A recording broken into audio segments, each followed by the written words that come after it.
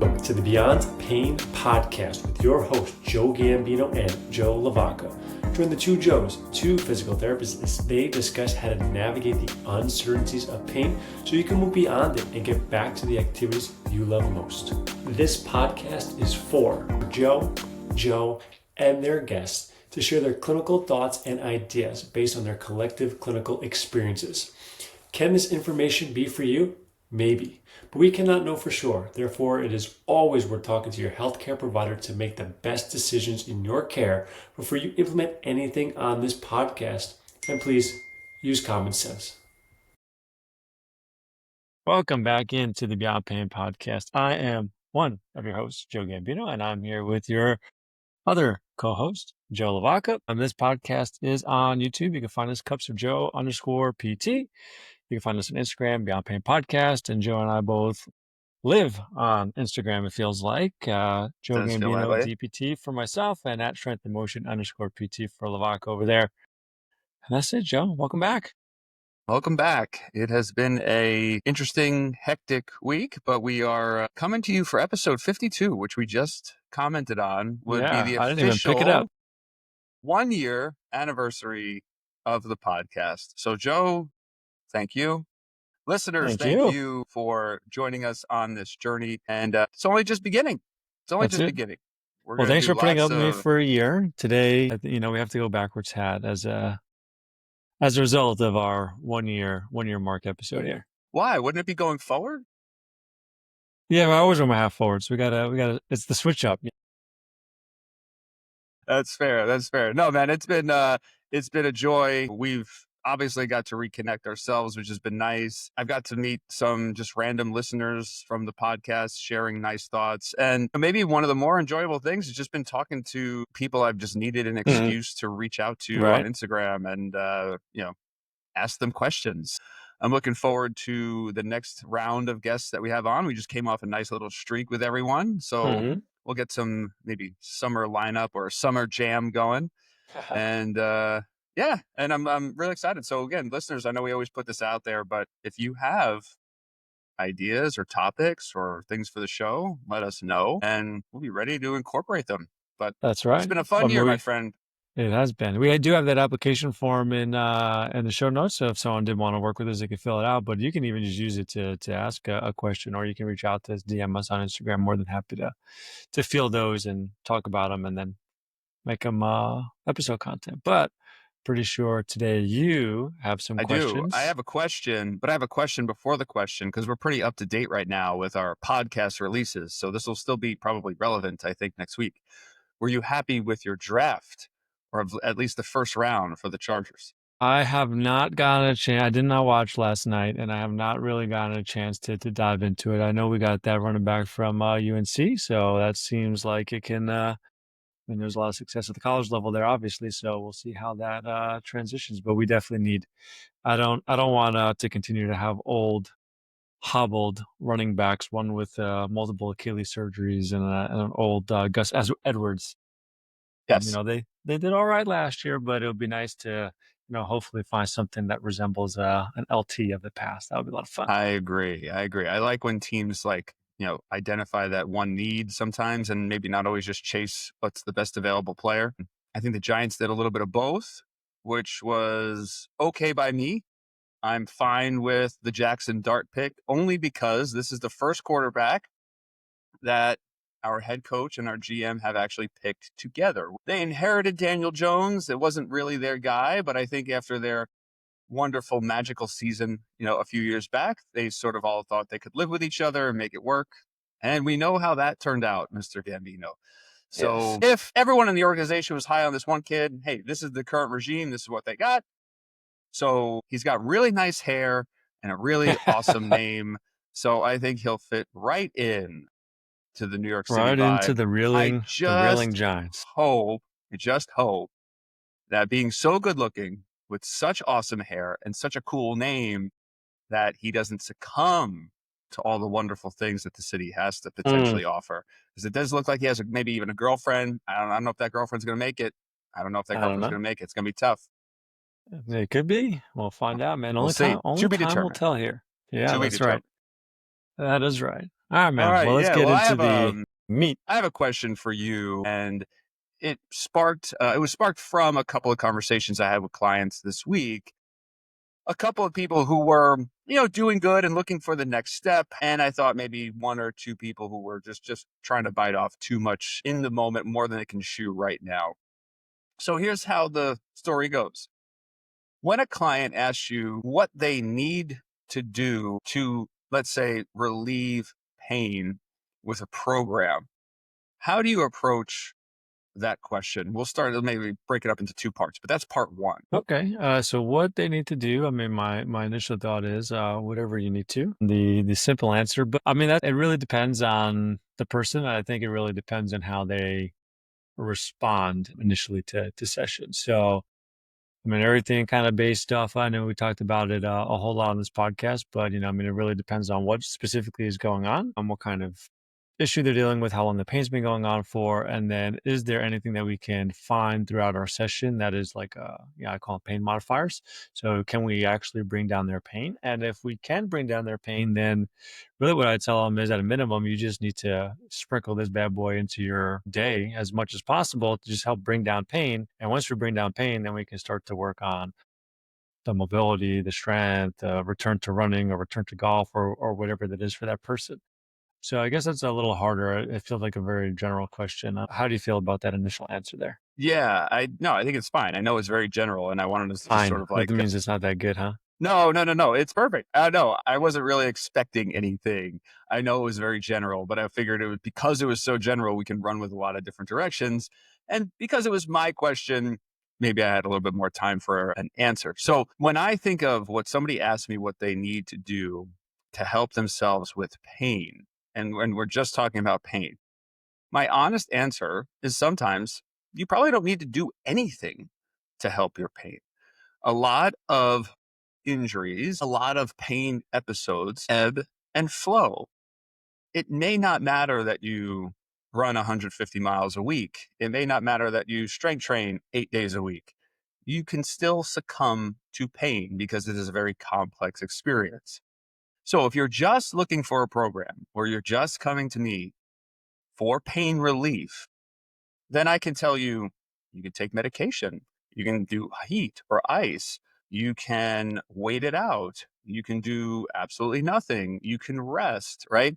So I feel like the action plan around the sensation of pain is a little bit more ambiguous because it doesn't really give me a clear direction on how to maybe program for someone. Because I mean, there's so many things they can do without me that might actually help them with their pain. So does that clarify at least like pain response at all, or maybe give you a little bit more context on the question itself? Do you want to add anything there? I mean, the only thing I mean, I think, I mean, I know there's plenty of research that says, sure, if you have an injury, time,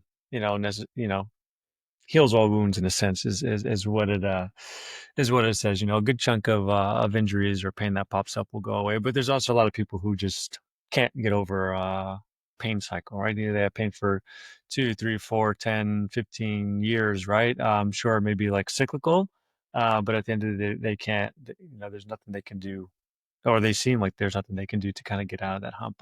In that case, I mean, I do believe that, there is something further they can do outside of just medication or things like that. But sure, I mean, we can modify pain in a lot of different ways. Medication, heat or ice, I get that question all the time. But I think there's movement, obviously, from a multitude of reasons is just going to be beneficial. Can help with pain. B can improve your function even if you still have pain, right? So you can do more underneath those same thing. So if you have like a constant two, but you can only like walk 3 blocks, you can go from a constant two, but go run again, right? Like, that would be, I think, a huge win for somebody. And then just for health and mental health as well, obviously getting somebody more active can help in both of those facets. So I think you can improve quality of life a little bit better, I think, with movement. So yeah, I guess that's my addition to it. I mean, pain in itself, as you said, is very complicated, and who knows if any of what we say really will hold true 10 years from now as we get more research and things change. So, Yeah, hopefully it doesn't. I guess that would be the point of science, right? Well, there's a couple of really good things that you brought up there that I was hoping we would kind of get to. One of them is prognosis. And I think for the bulk of things, or maybe just like some acute type injuries, yeah, 8 to 12 weeks is probably a reasonable expectation for you to recover from an injury, feel pretty good, and know that you're sort of on the road to recovery. But there's a lot of things that we know that take a lot longer than 8 to 12 weeks. This could be tendinopathies. This could be sciatica episodes.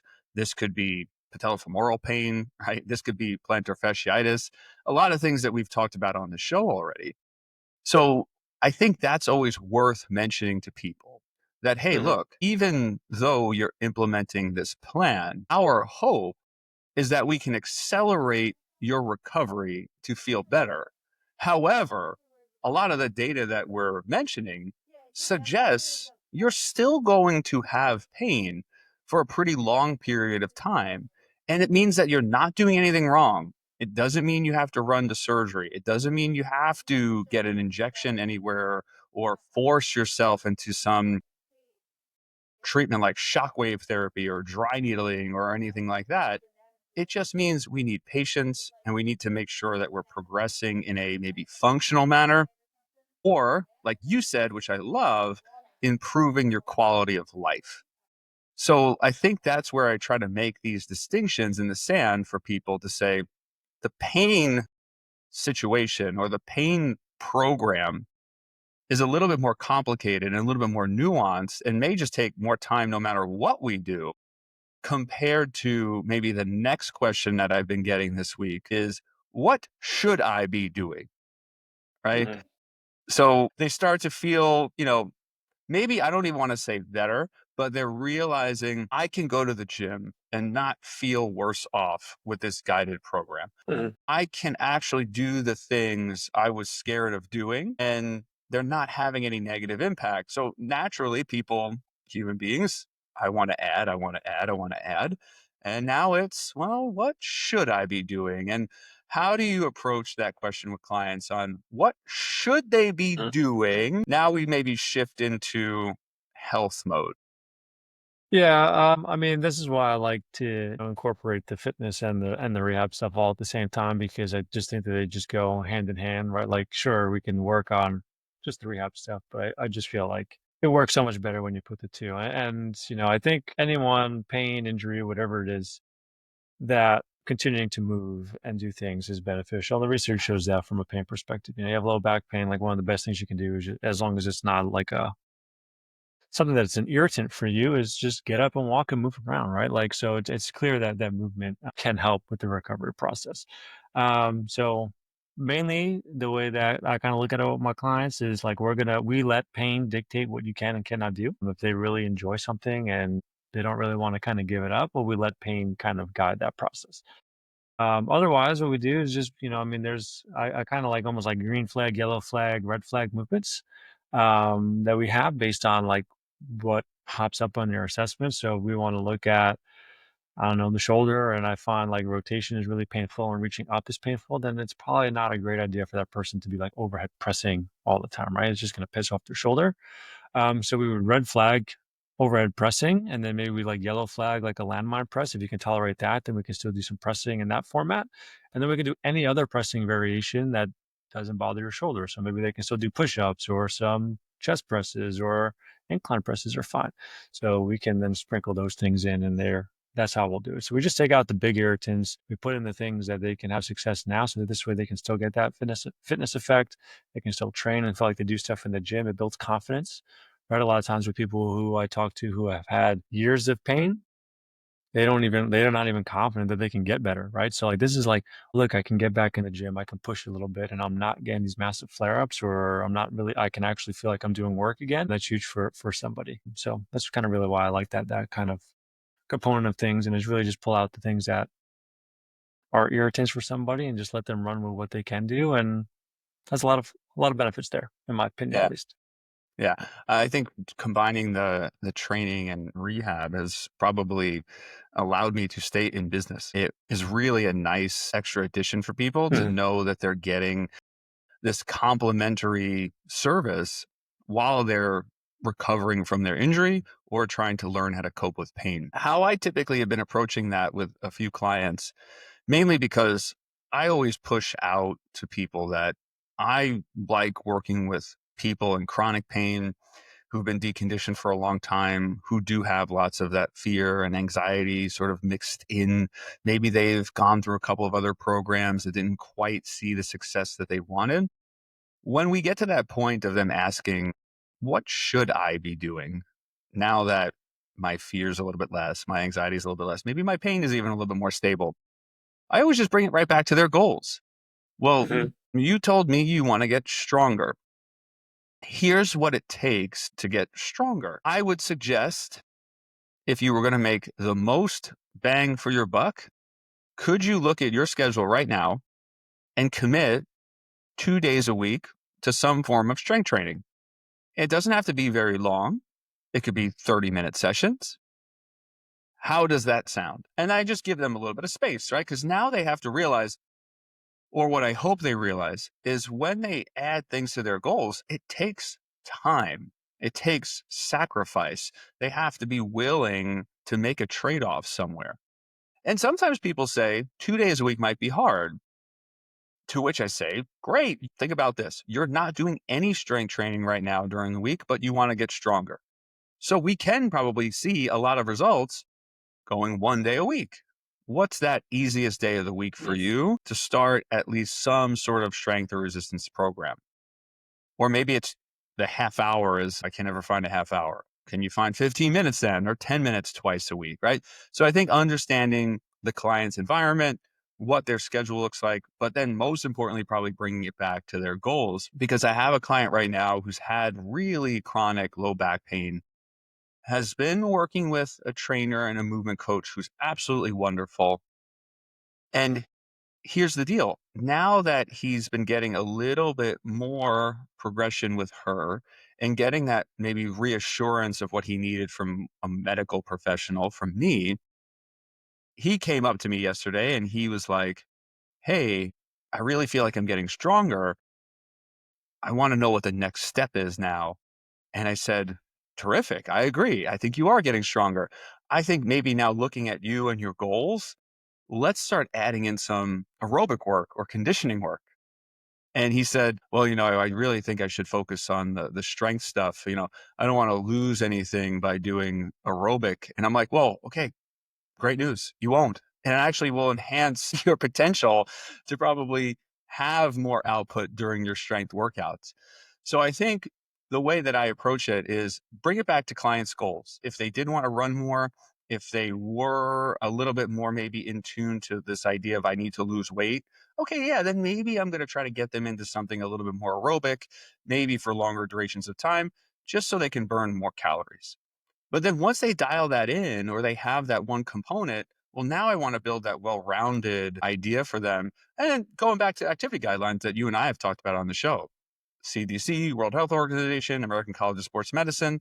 Hey, you have your 150 minutes a week of aerobic exercise. Now, what's going to make the next biggest jump for you is adding in 1 or 2 days of strength. And then once you get that dialed in, then we can sort of move on from there.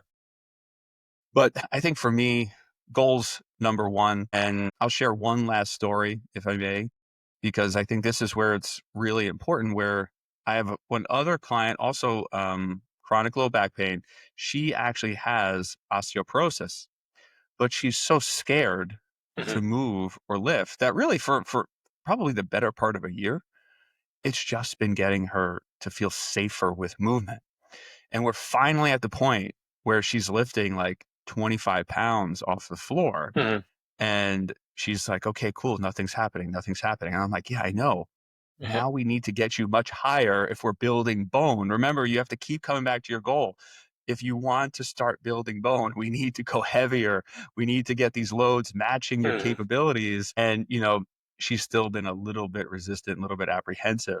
So I just keep reminding her, hey, you're doing good. We're making progress. But if you go back for that DEXA scan in a couple months, it's probably not going to be changed all that much. We just need to make sure that we have a realistic understanding of our expectations. And I love that. I mean, I don't know how many times I said on this podcast with talking about goals kind of being like that top floor and then where you are currently being that bottom floor. And you need the two to create a pathway. Otherwise, you're just, I mean, sure, you can work on general health and well being, right? But if you have something that you're working towards, you want to get back to running, you want to run a half marathon, you want to be able to go on a golf trip with your friends or whatever it is, right? Like having something to work towards will let you know what those next steps are, right? It makes sense what that next action item should be once you've reached a certain level. So yeah, I love that. All right. Any other questions that you have in No, around that this was or that anything else you was wanted to touch on? no, that was the one. Those are the one or two that I wanted to run by you and get your thoughts on. So that's all for me today.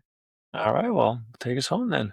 All right. Well, Joe, officially, it's been a wonderful year. Listeners, we love you. Thank you for joining us on this journey. We hope that you continue to do so. And don't forget to come back next week for another exciting episode of the Beyond Pain podcast.